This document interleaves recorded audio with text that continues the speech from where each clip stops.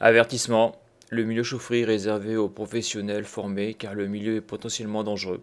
Il y a un risque d'explosion, d'électrocution, d'intoxication mortelle au CO et de brûlures graves pour l'intervenant. Alors dans cette vidéo, je suis appelé parce que sur l'arrivée d'eau froide d'une chaufferie, d'un bâtiment, j'ai une fuite. J'ai une fuite sur le tuyau. Donc souvent on a des fuites sur les tuyaux d'eau chaude sanitaire, voire sur des tuyaux de chauffage, très rarement sur l'eau froide. Alors dans cette vidéo, je vais vous montrer comment on répare une fuite sur le terrain, que ce soit sur l'eau chaude sanitaire ou le chauffage. Donc pour cela, il faut, on va le voir, des colliers Sirflex et de la chambre à air ou des gants en nitrile. Donc là, j'ai une fuite d'eau qui est en permanence. Le tuyau a l'air d'être percé, mais ce qui est rare, c'est que c'est sur l'eau froide, c'est rarissime. C'est plutôt sur le CS que ça perce en principe. Donc là, je me prépare deux colliers Sirflex. Donc je prends des grands et j'en fais un très grand. Donc ça c'est un truc qu'il faut toujours avoir dans la bagnole, hein. Différents types de colliers Sirflex. Donc après je vais donc enlever ça. Donc s'il s'agit que je couperai l'arrivée d'eau, après je vais mettre soit un gant en nitrile serré avec deux colliers Sirflex, ici là, ou de la chambre à air. Donc là j'ai de la chambre à air, je vais faire la chambre à air, c'est le top. Ou sinon vous pouvez le faire aussi avec des gants en nitrile. Moi je l'ai déjà fait sur le CS. Je l'ai fait il y a un mois parce que bon je peux pas intervenir là actuellement sur le site là. Et bien ça marche très très bien. Le plus important c'est d'avoir ces colliers là. Parce qu'avec ça vous pouvez serrer. Les Colson pour ce genre de choses ça vaut rien du tout. Car faut pas oublier que là il y a de la pression là. Donc voilà, j'ai deux colliers qui sont prêts. J'ai la chambre à air prête à être mise. Voilà, comme ça va être comme ça mais ça va être ici. Donc là je vais desserrer et je vais voir si ça gicle ou pas. Mais on dirait que c'est juste sous le collier là. Donc là on voit que le trou est juste ici là.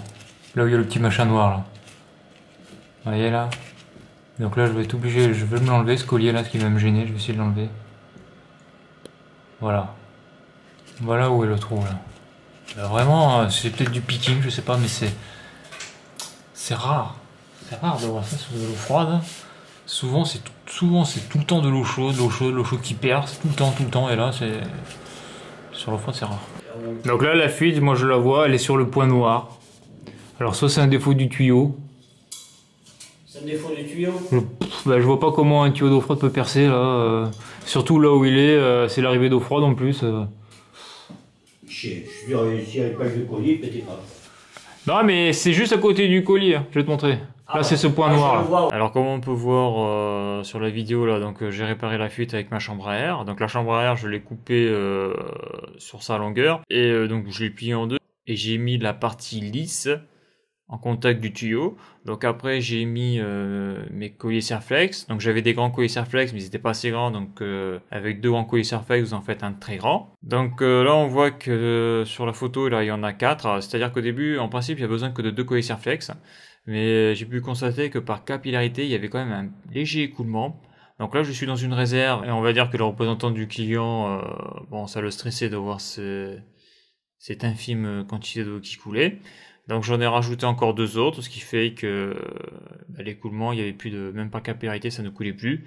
Alors que sur d'autres sites, par exemple si ça avait été en chaufferie, souvent en chaufferie, lorsque le CS perce, la boucle de retour au CS perce, ce genre de choses, le jet d'eau est beaucoup plus violent, hein, ça gicle vraiment. Donc on met la chambre à air ou le gant nitrile. Bon bien sûr pour faire ça il faut couper l'eau, hein, pour casser la pression. On met les colliers Sirflex, on serre. Et après on remet l'eau et si ça coule un petit peu, bon c'est pas méchant, c'est en chaufferie, c'est pas grave. Donc là c'est une réserve, il y a du stockage de matériel, donc là c'est un peu plus grave. Donc c'est pour ça que j'ai mis 4 colliers Sirflex, hein, souvent 2 colliers sont largement suffisants. Donc c'est quelque chose de très important à savoir faire, car souvent lorsqu'on est débutant, lorsqu'on nous appelle pour réparer une fuite, bon voilà quoi, il y a pas de miracle. Là on est sur de l'acier là, donc moi je soude pas l'acier, donc c'est pas moi qui vais ressouder le tuyau, ça c'est sûr. Et donc ça c'est du provisoire qui fonctionne bien. Bon, et souvent c'est du provisoire qui peut durer très longtemps, quoi, hein, c'est-à-dire plusieurs mois avant que l'intervention soit faite, ou même des fois au bout de plusieurs mois ça lâche, c'est-à-dire que les Sirflex commencent à fatiguer un petit peu, il faut les changer, remettre des Sirflex neufs. Et voilà, car les Sirflex, faut se méfier, hein, quand vous les serrez au-delà d'un certain seuil de force, et bien vous les pétez. Ça a l'air d'être solide comme ça, mais pas tant que ça quoi. Alors voilà pour ce petit retour d'expérience. Donc si vous avez d'autres techniques pour colmater une fuite en provisoire sur un tuyau, n'hésitez pas à laisser un commentaire donc sous la vidéo. Si vous avez aimé cette vidéo, n'hésitez pas à la liker. Et pour être tenu au courant des prochaines sorties vidéo, n'hésitez pas à vous abonner à la chaîne YouTube TV Tardy. Et à bientôt pour une prochaine vidéo.